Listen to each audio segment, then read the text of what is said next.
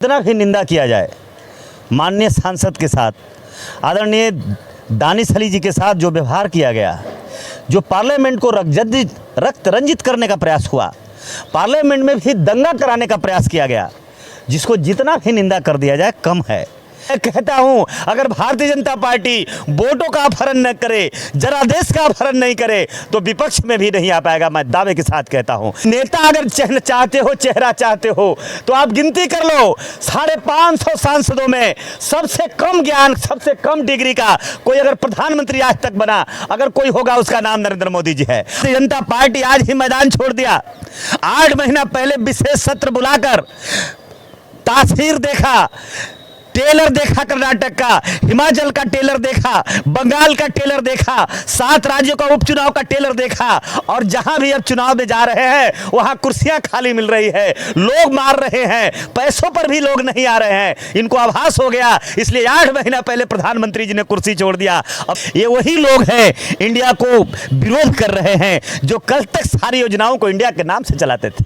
आपको याद नहीं है? आपको याद नहीं तो बताओ, साइनिंग इंडिया किसने बोला, स्किल इंडिया किसने बोला? आप अगर गिनाते मैं जाऊंगा तो आपके चैनल का समय कम पड़ जाएंगे। पत्रकार साहब, ये बताओ, जिसका सारा काम एयर इंडिया से लेकर के सारे इंडिया के नाम पर चलता हो, वो आदमी 100 चूहा खाकर बिल्ली हज पर चलाई है, और वो लोग को नसीहत देने चला है कि इंडिया से अंग्रेजों का। अरे बताओ, हिम्मत है, आपके अंदर हिम्मत है तो अपने बेटों को, अगर अंग्रेज के राष्ट्र नाम अगर इंडिया है, तो अपने बेटों को अंग्रेजी पढ़ाना बंद कर दो। जो लोग अपने बेटों को अंग्रेज पढ़ाता है, अमेरिका पढ़ाता है और अंग्रेजी मीडियम में पढ़ाता है, वो हमें बेवकूफ़ बना करके मनाता है और कहता है कि इसका भारत होना चाहिए। कल तक कभी भारत नहीं बोला, कल तक तो हिंदुस्तान बोलने वाले लोग, हिंदुस्तान बोलने वाले लोग आज इंडिया पर प्रश्न उठा रहे हैं। इसलिए हमारे नजरों में इंडिया और भारत दोनों की ताकत कम नहीं है, दोनों का कोई मान कम नहीं है। India as a Bharat, Bharat as a India.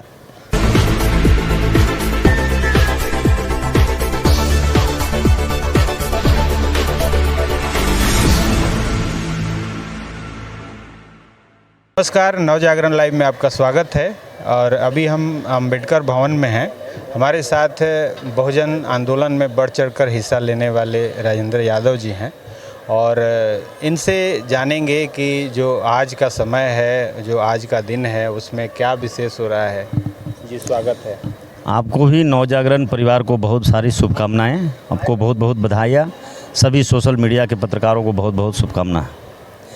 आज आपके परिवेश में अगर हमसे पूछना चाहते हैं तो खबर तो आपको मिल गया होगा कि जिस पार्लियामेंट, जो संसद से 140 करोड़ लोग आशा भरी निगाह से देख रहा था कि विशेष सत्र पर माननीय प्रधानमंत्री जी देश के लोगों को कुछ सौगात देंगे, लेकिन वहाँ जो हुआ है, जिसका जितना भी निंदा किया जाए माननीय सांसद के साथ, आदरणीय दानिश अली जी के साथ जो व्यवहार किया गया, जो पार्लियामेंट को रक्त रंजित करने का प्रयास हुआ, पार्लियामेंट में भी दंगा कराने का प्रयास किया गया, जिसको जितना भी निंदा कर दिया जाए कम है।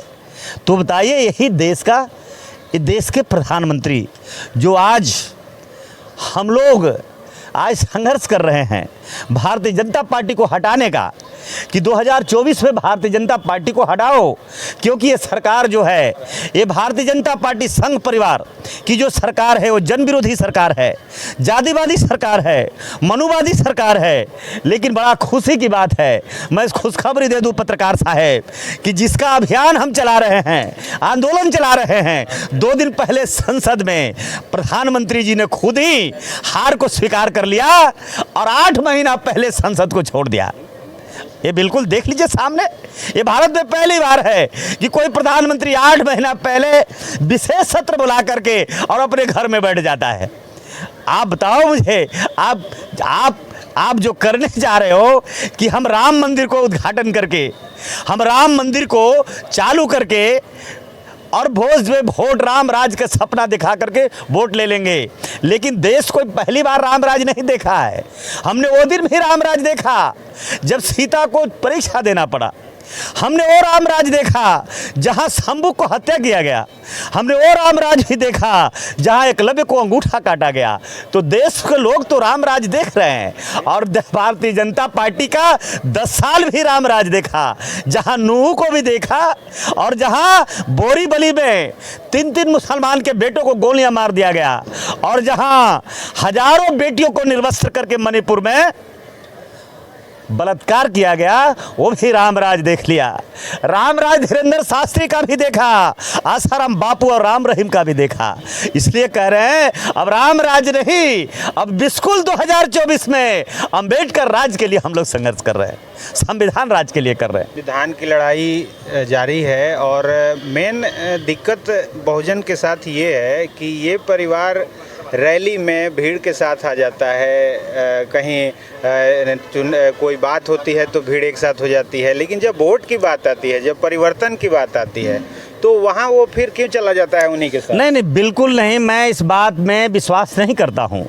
आपको मैं कहना चाहता हूँ, अगर इनको लगता है कि लोग मुझे जनादेश देते हैं तो आप ईवीएम से क्यों चुनाव करा रहे हो? देश नहीं चाहता है ईवीएम से वोट, देश बैलेट से वोट देना चाहता है। और दुनिया में भी जिसने ईवीएम लगाया, जो उस कंट्री ने, आज वो अमेरिका में ईवीएम से वोटिंग नहीं होता है, वहाँ बैलेट से होता है।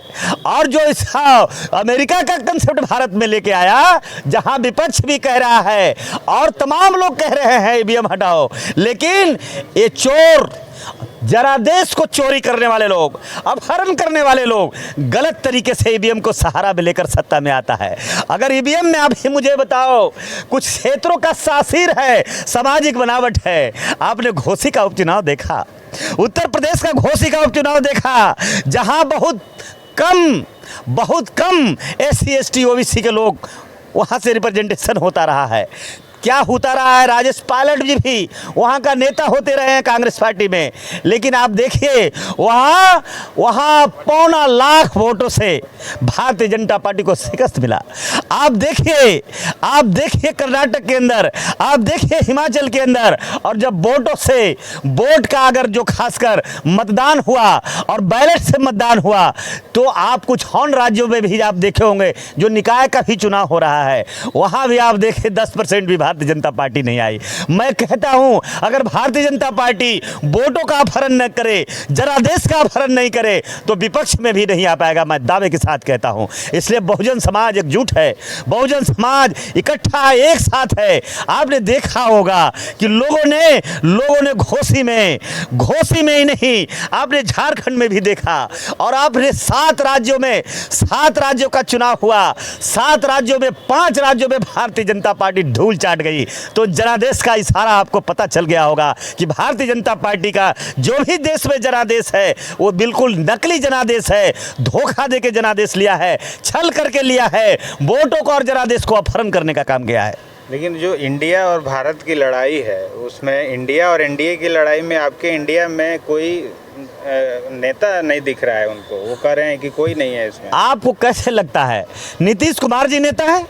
आपको छोटा नेता लगते हैं? तो हर आदमी अपने आपसे मैं जानना चाहता हूं कि आपको मैं कह रहा हूं कि नेता अगर चेहरा चाहते हो तो आप गिनती कर लो, 550 सांसदों में सबसे कम ज्ञान, सबसे कम डिग्री का कोई अगर प्रधानमंत्री आज तक बना, अगर कोई होगा, उसका नाम नरेंद्र मोदी जी है। और ये तो बिल्कुल जनादेश का बिल्कुल अपहरण है, जनादेश का उल्लंघन है कि आप चुनाव से पहले, वोट होने से पहले ये आप प्रधानमंत्री डिक्लेयर कर देते हो। भारत के अंदर ऐसी व्यवस्था नहीं है। अगर ऐसी व्यवस्था है तो पार्लियामेंट्री तरीके से आप बैलेट से चुनाव लड़ो, प्रधानमंत्री क्लियर करो। आप बताओ, ये प्रधानमंत्री चुनने का अधिकार चुने हुए सांसदों का है, लेकिन ये अभी भी जो चेहरा दिखा रहे, ये राम मंदिर बनाकर राम राज का सपना दिखाने वाले हैं। तो हम आज कह देना चाहते हैं, हमें राम राज नहीं चाहिए, हमें अंबेडकर राज चाहिए, संविधान राज चाहिए। तो 24 में क्या लगता है, अंबेडकर राज आएगा? अरे अंबेडकर राज ही नहीं आएगा, संविधान राज तो आएगा ही आएगा। भारतीय जनता पार्टी आज ही मैदान छोड़ दिया।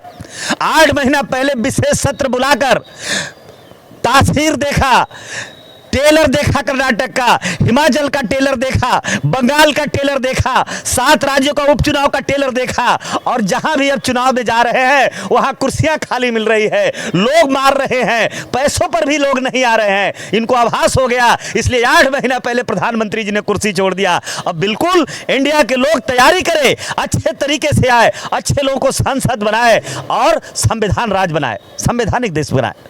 तो इंडिया और भारत आपके गठबंधन के चक्कर में अब तो वो नाम ही बदल रहे हैं इंडिया। हम कहते हैं कि मैं इंडिया और भारत को, मैं किसी को भी कम नहीं देखना चाहता। ये वही लोग हैं इंडिया को विरोध कर रहे हैं जो कल तक सारी योजनाओं को इंडिया के नाम से चलाते थे। आपको याद नहीं है? आपको याद नहीं तो बताओ, साइनिंग इंडिया किसने बोला, स्किल इंडिया किसने बोला? आप अगर गिनाते मैं जाऊंगा तो आपके चैनल का समय कम पड़ जाएंगे। पत्रकार साहब, ये बताओ, जिसका सारा काम एयर इंडिया से लेकर के सारे इंडिया के नाम पर चलता हो, वो आदमी 100 चूहा खाकर बिल्ली हज पर चला है और वो लोग को नसीहत देने चला है कि इंडिया से अंग्रेजों का। अरे बताओ, हिम्मत है, आपके अंदर हिम्मत है तो अपने बेटों को, अगर अंग्रेज के राष्ट्र नाम अगर इंडिया है तो अपने बेटों को अंग्रेजी पढ़ाना बंद कर दो। जो लोग अपने बेटों को अंग्रेज पढ़ाता है, अमेरिका पढ़ाता है और अंग्रेजी मीडियम में पढ़ाता है, वो हमें बेवकूफ़ बना करके मनाता है और कहता है कि इसका भारत होना चाहिए। कल तक कभी भारत नहीं बोला, कल तक तो हिंदुस्तान बोलने वाले लोग, ये हिंदुस्तान बोलने वाले लोग आज इंडिया पर प्रश्न उठा रहे हैं। इसलिए हमारे नज़रों में इंडिया और भारत दोनों की ताकत कम नहीं है, दोनों का कोई मान कम नहीं है। India as a Bharat, Bharat as a India. चलते चलते जो आपकी बहुजन टीम है उसके साथ क्या संदेश देंगे 24 के लिए? पूरे बहुजन टीम को मैं कहूँगा कि समय आ गया है 2024 में के चुनाव में सभी राजनीतिक पार्टियां एक होकर के, एकत्रित होकर के भारतीय जनता पार्टी के कुशासन को, भारतीय जनता पार्टी के जातिवादी एजेंडा को ध्वस्त करे। धर्म आधारित जो देश चला रहा है, वेद से चला रहा है, मनुस्मृति को। चलिए, बहुत बहुत बधाई आपको। धन्यवाद।